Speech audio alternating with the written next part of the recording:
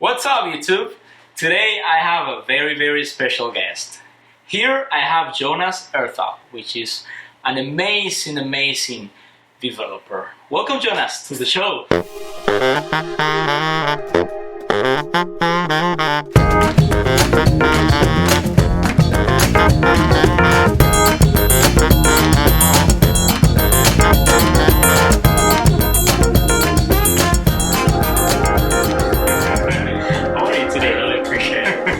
Happy Friday here. Yes, I'm really liking your studio. Thank you. I like the vibe. I like how everything is set up. Thank you. Really you. neat. Thanks, man. So, Jonas, tell me, where are you working right now as a programmer, and with what technologies are you working? Cool. So right now I'm doing a lot of consulting work through WinTalent, which is the big software development consulting branch here in South Florida, where we're at. So I'm having a lot of fun there, doing different gigs with different things, but mostly I'm working on a lot of either machine learning, data science projects, or server-side back-end programming. So I work with a lot of C++ and Python, mostly what I touch nowadays. For fun, I'm doing a little bit of Rust and a little bit of game programming, just dabbling. Wow! That's great. That's amazing. So a little out of the norm from the normal web development, full stack, JS, React, Angular. You know, not that lame, but I'm still enjoying it. I really like it. Yay! That's great. And Jonas, so did you? Where did you learn to program? Like, how did you start with this programming thing? So a long time ago, in a galaxy far away. I started a small company, me and some good friends, and none of us knew how to program, and we needed to build a website for our business at the time. Wow. And because of that, I started to learn a little bit about programming. I started doing some tutorials online, working with like Ruby and Ruby on Rails, and I started to really like it. And that to me was a calling. It was a weird calling because I was already in college studying, business, which is very different, not computer science related. And I didn't feel like it was for me because, I wasn't going to school for this. But I was really enjoying it. So that's how I got started. I started programming that, building very basic web applications. With Ruby? With Ruby on Rails. So that's what I was doing. And with that, I learned some JavaScript, HTML, CSS, all that fun stuff. So, very general, primitive, full stack development for web applications. So that's what I first started doing. And I really liked it. I really liked building things through my computer. I was always like a huge nerd my entire life. So this felt like a natural extension for me to be able to build things through software, and to some extent hardware.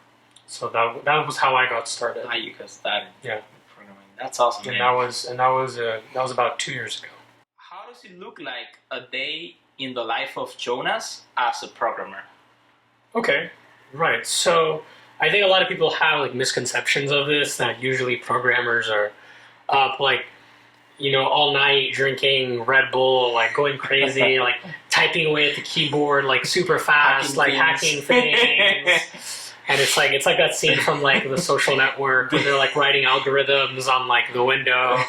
That looks super cool, and I wish it was like that, but it really isn't, right? It's a very slow, methodical process, very calm, and at least the way that I like to program. One thing is very true about the movies and TV gets right, is that you're doing it for a long period of time. So you do need to block out a very big part of your day towards programming. That's what makes up most of my daily activities. We have a bunch of things to do. We have meetings, we have chores, right? Life goes on, but programming is a big part of it. So what I usually like to do, I try to wake up before other people are working and have even woken up yet. So I'll either exercise early in the morning and then shower, like have some coffee, and I sit down on my computer and I code for maybe 4 to 5 hours with no interruption. That's a great time that I get a lot of work done, is in the morning. No one is usually bothering me. And that's what I like to do. And at this moment, I have the luxury of doing a lot of my work remotely. Wow. So Awesome. it's easy in the morning for me to do that. So to get up, take care of my like daily routines, and then get straight to work without anyone bothering me. Yeah, and having to deal with the traffic and so many other stuff. Yeah, you know? it's a big benefit. For sure. There's definitely its pros and cons to working remotely, but that is definitely the biggest pro, is that you don't have to worry about time lost and traffic and gas and all the things that come with just commuting in general. So you code for like 5 hours straight? Yes, that's really like the key to being to growing into becoming like a really good programmer, right? Because it's a very unnatural thing, programming. We're not used to, especially people who are just starting off or have never programmed before. The way that the mindset you're supposed to adapt for software development is not something that is naturally imposed to us as we kind of grow up. We're already used to thinking in like abstractions and communicating in vague statements, right? So if I tell you something, you're not going to take it maybe quite literally the same way. Like if I tell you what a table is, you kind of already know what a table is.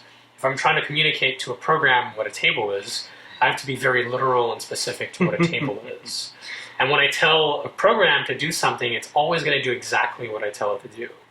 So even if there's a step in my mind that I forgot to think about and I skipped over because it just seemed obvious, to a computer program, it's not obvious.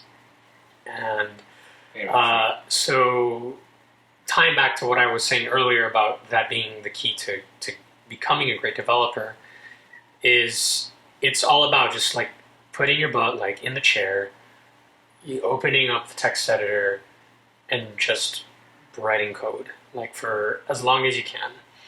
Do you have daily goals, weekly goals? Or? It really depends on what I'm working on. Okay. If I'm usually working on something smaller, like a personal project, and I know beforehand what I want to build, or if I'm like learning a new language or a new framework, for example, and I'm going through some document or some tutorial, whatever, I do have a goal in mind. I'm like, okay, I want to have these features built out by the end of the day, or I want to run through this portion of this documentation today. And that will usually be my goal. And I don't stress about it too much if I don't get through it, because a big part of software development, especially when you're doing new things, is that it's hard to know how far you're getting into certain tasks that you're trying to complete, right? And usually what you find is that when you're like working on either a personal project or on a bigger professional project, is that you kind of have you start off and you have your to-do list of like, oh, these are the things I need to do. But as the project goes on, you find that your to-do list gets bigger and bigger and bigger and bigger. And it's like this, exponential growth function where you find yourself like, wow, like, okay, I started off with like 5 things to do, but now I have so many more. 50. So I don't sweat it too much about like my daily goals, although I do kind of have set what I want to get done. If I don't achieve it, that's fine. What matters is that I put in the time and I put in the work, because at least I know that I've been learning through that.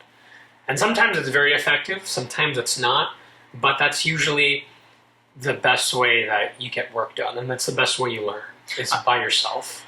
And let me also ask you, like, through the day, when you are coding or programming, like, where do you spend more time on documentation, on features, where do you usually spend more time? Do you think you spend more time? So it depends what exactly I'm working on. Mm-hmm. If it's something that I'm familiar with, so if it's a language that I already know really well, so for example, maybe Python or C++.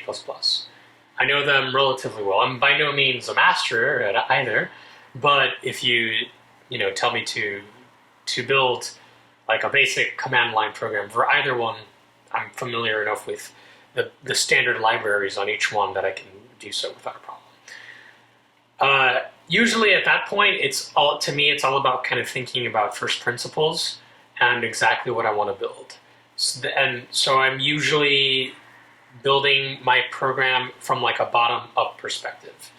So I start with the rudimentary things that I want to build and that I want to get working, and I like fine-tune them. So I'm making sure that like at each point, this is like if I already know what I'm building, right?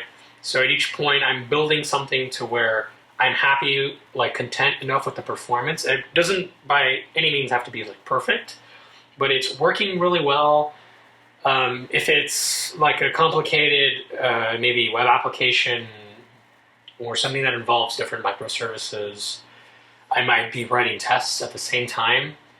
It doesn't have to be like test-driven development where I'm like first writing the tests and then having them to fail. I'll just write the program first and then I'll write the tests. That way I'm not like basic tests. So then that way I don't have regression, which is like later on I'm adding new features and then my old features are breaking and you want to rip your hair out, right? That's great. And so I'm usually like really focused on like good quality code that if I don't touch it for like a month, the next time I come back to it, I know exactly what's happening. All my tests are good. If it's a professional, closed project that I'm working with other people, then to them, they don't want to kill me, right? Like that it all makes sense. And if it's something that I would like to make open source, even better, right? Because if you're working with a really large community of people, then the better and cleaner your code is and the higher quality it is, the further you can go in what you want to build. So Jonas, right now, what are the hardest challenges that you are facing, let's say at work or on a personal project? It would really be on both. I'm facing the same issue. Same issue. And it's, I think, a problem that all programmers eventually kind of have to tackle once they start programming long enough. And is that in the beginning when you're learning to program and you're building your first applications and you're on your first projects, you're really just worried about getting the program to work, right? You're just worried about getting that one feature happening, and you don't care if like on the code it looks atrocious, right? You just care like, hey, it works. Like it's totally hacked, but it works. And sometimes you're like, it's super slow, but it works. So I'm past that point already in my my career as a programmer. I've already kind of reached the point where I'm struggling to write quality code. So exactly what I was talking about earlier. So making sure that it's fast, right? So whatever I'm writing, it's like clean and concise, and it performs well. I'm usually worried about, especially if it's like server-side code, right, where it has to do with machine learning. Mm-hmm. Machine learning, if you're working with like really large data sets and you're not setting up your pipeline correctly, your tests can run for quite a while. Wow. Like hours, if not days, right? Wow. So you because of to be the like, size of the data, right? Yeah. Sometimes. And if you're trying to build something that's built on like performance, so if you're writing code in like C++, chances are you're writing code in C++ because you're worried about performance, right? Like, and so what's the point of working on something that requires C++? If you're just going to toss like performance to the side, like might as well just use, Python or Ruby or JavaScript or whatever. Do you have a specific set of steps that you take to overcome those challenges? Yeah, so usually the first step is writing out the first solution that comes to mind. And those solutions get better over time. Right? Then you refactor or yeah, so usually if it's a problem that I'm not too familiar with and I don't know exactly what I want to do, the first thing that I come up is like some very, hacked solution where maybe there's like, I don't know, like nested for loops and, the big O performance, which is like the running time of what you're running is kind of crappy, but it works.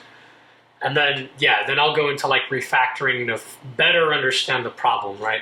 Do I really need to run like nested for loops, for example?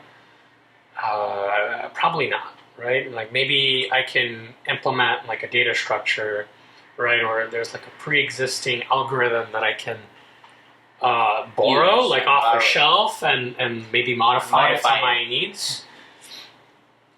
And that's usually kind of like the process that I'll go through. So, and this kind of ties into when you do technical interviews as well, for any programming position. That's kind of the mindset that I have. It's like first, like you are worried about just solving the problem, and then from solving the problem, like how do you solve the problem like efficiently? Like that's where you go from software development to like software engineering, because now you're worried about a lot, many more things than just like, this is a hacked solution and it works. That's great. So yeah, that's what I would. That's usually my thought process. In your experience, what could be the number one thing that could warranty or that it could make a junior developer get a job? The number one thing that in your experience could make it happen. So the first thing, and it's really tied closely to the second thing, and it really depends on where you're going to apply and where you want to work and what you want to do. But the first thing is that if you're just starting off as like a brand new developer and you're not really too picky about where the company is that you're going to work and you just want to get experience, then, the most important thing that you can do is just build projects. Like it doesn't matter what it is. It can be a web application. It could be a command line app. It could be a video game, like for like a very simple video game. Whatever you want. It doesn't matter what you're building. It just matters that you're building something. And obviously, whatever you build is probably going to cater to a specific kind of job, right? So if you're trying to create if you're trying to get into like maybe the data science side and you're building some models that predict stock prices, right? Then maybe people that have like data science positions might find that more attractive versus you building like a web application, and vice versa, right? If you're trying to apply for like a full stack position, you want to be able to build like a web application that you're using the full stack. So you're working on server side code, so maybe Node.js, and then you have front end experience, so you're writing stuff with React, HTML and CSS really well. So you just got to start building stuff. But a close second, and this is why I say it really depends on what you're looking for and what kind of work you want to do. And arguably like the most important for the long run for your career as a developer is really developing your algorithmic thinking. And that really sounds like a fancy word, but all it really means is just the ability of solving problems and going into and understanding like the basics and fundamentals of computer science. It's not as daunting as it would seem, because usually someone's like trying to get into programming and they didn't go the traditional route of studying like computer science in college. You just feel like, oh, that's stuff for like computer science students and nerds and geeks or whatever. It's really not true. The basic concepts of computer science follow you everywhere you go in software development, like even if you don't notice it. So even in front-end development, it's there. You apply it everywhere. You're applying it everywhere. So understanding, how like the computer works, and when you write a program, like how exactly is it executing, and why do you get certain errors, and what are data types and what are data structures and what are the algorithms that you use with certain data structures. They're implemented everywhere. You just don't notice them because we kind of stand on the shoulders of giants sometimes. Yes. But it's really important that you have those fundamentals down because, like, even if your goal is to, in the short term, so going back to the first point of building stuff, you're like, okay, I want to become like a really amazing, React, JS developer. That's awesome. That's really cool. But if you're thinking about being a developer as a career, right, that means you probably want to be coding for a really long time. And languages and frameworks, they come and go. They come and go. Like, so there's no point in just becoming like really good at one thing and then not becoming adaptable to other kinds of work, right? Because you can even say like, oh, I like front-end development, right? But maybe, at least to you, like how important is front-end development going to be for the next 10, 20, 30 years, right? Like more applications are going to be used like built using like voice, right? And augmented reality and different mediums that we're not even using yet like as much, right? So maybe React might diminish in 5 or 10 years. It might not. Like, there's good cases for that. Talking about all those exciting things, I'm kind of like reading articles because not only the self-driven cars, but I was reading an article the other day that the cars will have some kind of communication between each other. Like they will be able to communicate from one car to another and to another and to another. Like, how's the traffic 3 blocks away? And stuff like that. That's crazy. That's like so cool, Yeah. The day when we reach those technologies, like the potential of programmers like will be like really incredible. Yeah, there's definitely a big shift happening, and it's not to say that front-end development is going away by no means necessary. It's definitely not, and it's super important. And using an application that has crappy UX UI is one of the most terrible things ever. But there is definitely a big shift happening where a lot of the functions or things that we would normally do is transferring to the Internet of Things, right? IoT. So like the car is talking to your parking garages, and your refrigerator talking to like the supermarket, right? So there's a lot of activity happening there, and some of it is being shifted away from front end, right?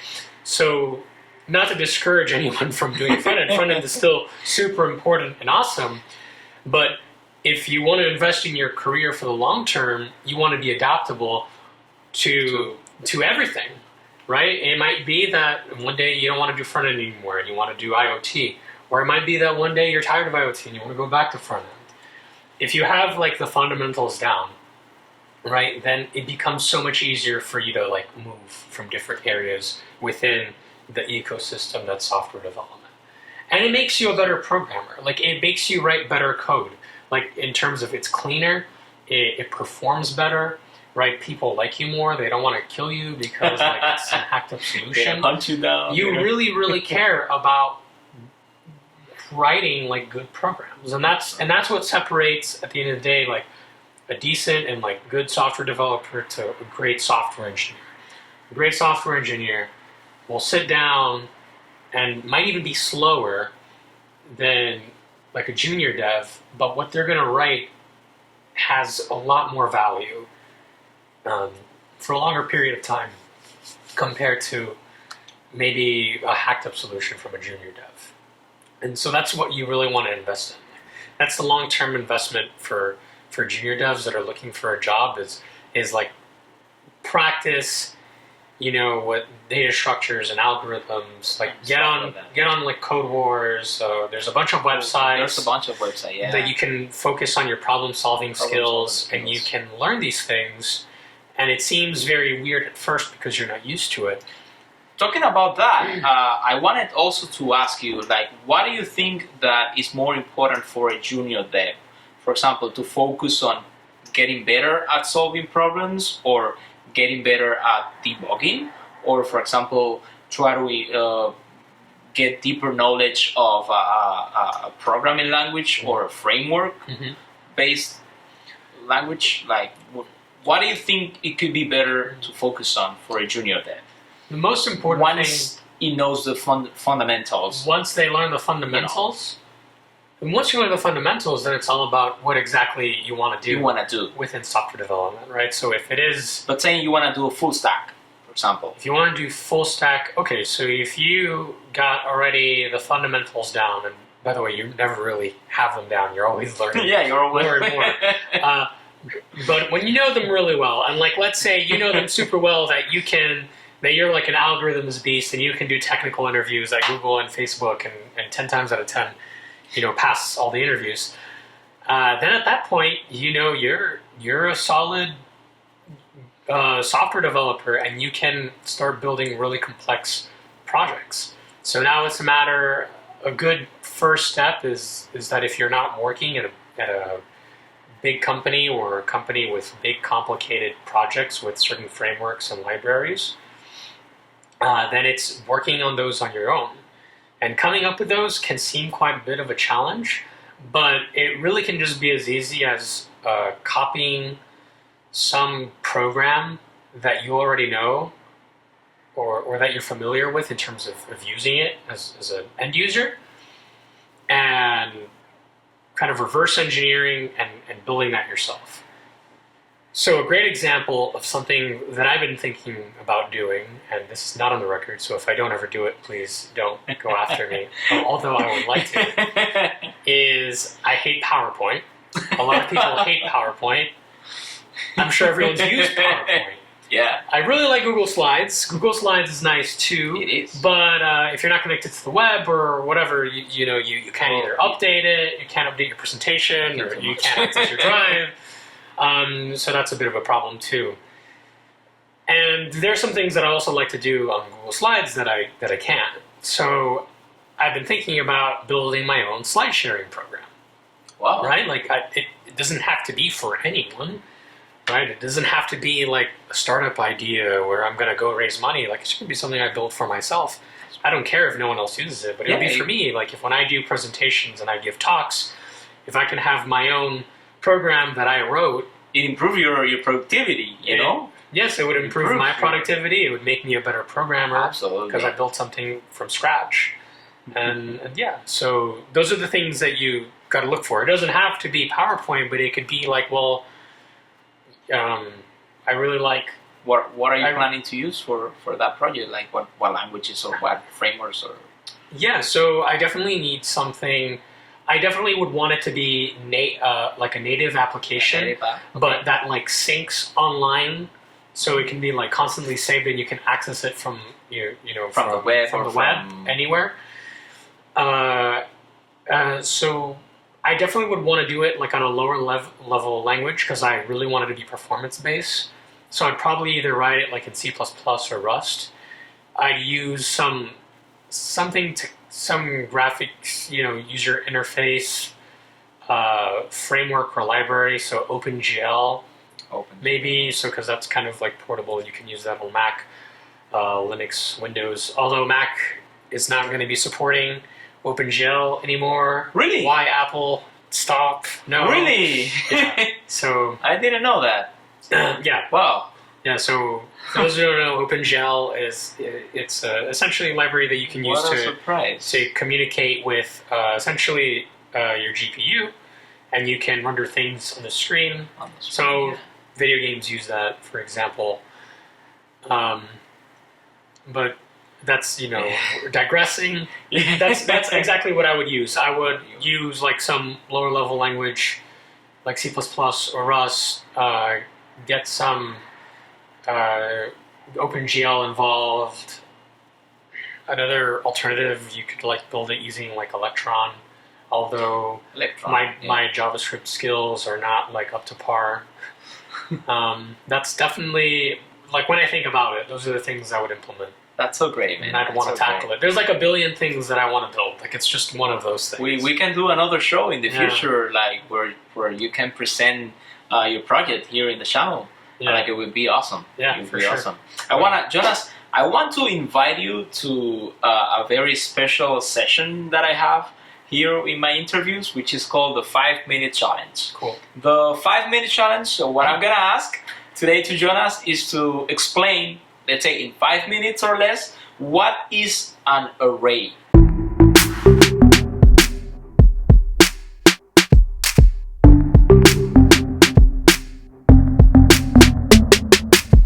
Okay, so you're new to programming, you don't know what an array is. No problem, we're gonna get to it. So here on my screen, we're using REPL.it, which is a great website where you can have a text editor and a terminal in the browser for any language that you'd like. It's super easy to get started. And for these examples, we're gonna be doing stuff in C++. If you've never seen C++ before, don't worry about it. It looks a lot like English, and I'm going to walk you through it anyway, so you're going to understand exactly what's happening. So, an array. What is an array? Put very, very simply, an array is a data structure that represents a list of things. That's all an array is. So, where might you see an example or basic example of an array? So, if you're on Facebook, you might have a list of friends, right? So here in my string, let's set that up. So I'm creating a variable here, which represents, called my friends. And for now, I'll just have 3 friends. And my friends are gonna be, of course, Waldo, Bob, and Alice. So that's essentially all an array is. This is it right here, and I'm having it represented by this variable called my friends. So later on, if I ever want to access and find any of my friends, I can just do this. So if I want my first friend on the list, I can do that. This is what I'm writing now is just some code that will print it out to the screen on the right. And there you go, see? So my first friend that shows up is Waldo. So that's all essentially an array is, a list of things. Cool. So if you're a junior dev, you're already somewhat familiar or pretty familiar with how an array works, right? And especially if you've been using maybe higher level languages like JavaScript, Ruby, Python, whatever. But there's also a good chance that you've been taking the very nature of arrays for granted. You might actually think that arrays have like some unlimited size that you can just add on or subtract or whatever, do whatever you want, you know, as something infinite. But that's not really the case. So with why I'm using C++ here is because I want to specifically show when you have to worry about memory management why this is the case. So arrays are actually fixed data structures when you kind of set them up. Right, so when you write your program, there's the memory allocated to your program is actually within something called the call stack, which organizes all of your function calls and so on within your specific program. And the call stack needs to know exactly how much memory you're allocating at each step. So this is actually what's happening behind the scenes, is when you create a new array, it actually has a certain size. And it just gets resized over and over depending what you're doing. So in this case, with my friends array that I have here, I'm specifically saying that it's going to take up 3 spaces and it's going to be of a string type. That way, the call stack knows how much it needs. If I ever want to allocate more memory, I can go ahead and get that from the heap. And what the heap is essentially all the memory that the operating system can retrieve for my program whenever I want. And that's where the memory allocation comes in handy. So you'll notice here that I'm going to get an error, an exit status 1 actually, when I run this here again. And I try to access or try to write something into the array that doesn't belong there. So naturally the third index doesn't exist in my friends. It's getting highlighted right now. Here knows it. That's an error. And I want to add Sam into the list. into my array, more like it.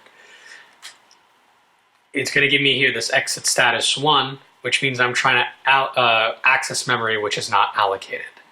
So we really do kind of take this for granted. And why is it important to note this?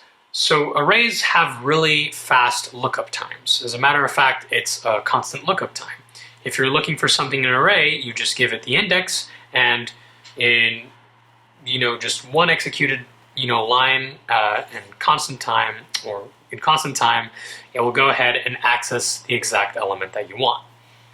Writing can be a little bit different. So the worst case for writing time is linear running time for your program. So if I want to add another friend to this list here, what I need to do is I need to create a new array, right? So I'd call it something like string new friends, right? I'd have to give it a new bigger size, so let's say 6, and then I'd have to copy in all of these values inside it, right, and then delete it. So it's linear because it's going to take as long as I need to copy all of my old values into the new one and then delete the old one. So that's just something to keep in mind as a junior dev and you're already working a lot with arrays. Arrays have constant lookup times, but writing is much slower. It's ON time or linear time. Okay, so for senior devs, you should be already super familiar with arrays and all their natural characteristics. Something a lot of people really don't think about that have been coding for a long time and that they don't realize is what makes arrays such a building block or a primitive building block of computer science, and why they can be so fast and why they're so easy to build in the first place is that it is a contiguous data structure. Essentially meaning that it takes up a slab of memory from RAM. So it's not like pointed to memory where it could be memory in different places and different addresses of the RAM. It's kind of all boundly tight together. Like if you want to make a comparison to addresses of houses, it's like a community. They're all kind of compacted together and they have kind of like a similar address. So that's what we're kind of going to show right now. So what I have here is I'm building a new array which I'm allocating from memory. So as you can see here in C++, the new command lets me allocate that memory from the heap, right? So as we mentioned before, it's not from the call stack. The operating system is getting it for me. And none of it is kind of really yet defined. It's kind of just really been declared. But what I really want to show is the address for each one. So fun fact about arrays, I'm going to write a very simple for loop here. So int I equals 0, I is less than 10 in the specific case, I++, right? All that fun for loop stuff. What I'm going to print out is I'm going to print out a reference to the specific element that I'm iterating over. And here we go. So on the right, look at everything that's been printed out. We have technically 10 items, right? And they look very similar. So at first you kind of look at them and you might say, oh, they're exactly the same, but they're really not. So this represents, these are hexadecimal numbers, right? Base 16, and that's how memory is specified within RAM. So it's like the address within RAM. And they're super similar because they're really right next to each other. And each one just takes up kind of enough space for what is considered enough space for, like a very basic string. And that's where you see like the little leaps here in the numbers and spaces. So it's contiguous because it's all clustered together. It's one slab of RAM, which makes it really fast for the cache to access and really fast to, look through in the RAM. That's why it has that constant lookup time, right? But going back to what we mentioned about junior devs is that it does have a worst case scenario of a linear write time. So if that array is way too big, we gotta create a brand new array, copy over all the old values right into the new one, and then delete the old array. That's essentially what happens every time with what we call dynamic arrays. And if what you really care about is fast writing time, then you're going to use something like a linked list, right, instead of an array. But if it's something very simple that you just want to read fast from, arrays are the way to go. And this is the proof here within the memory. So yeah, that's it. We are set. Now you know what an array is.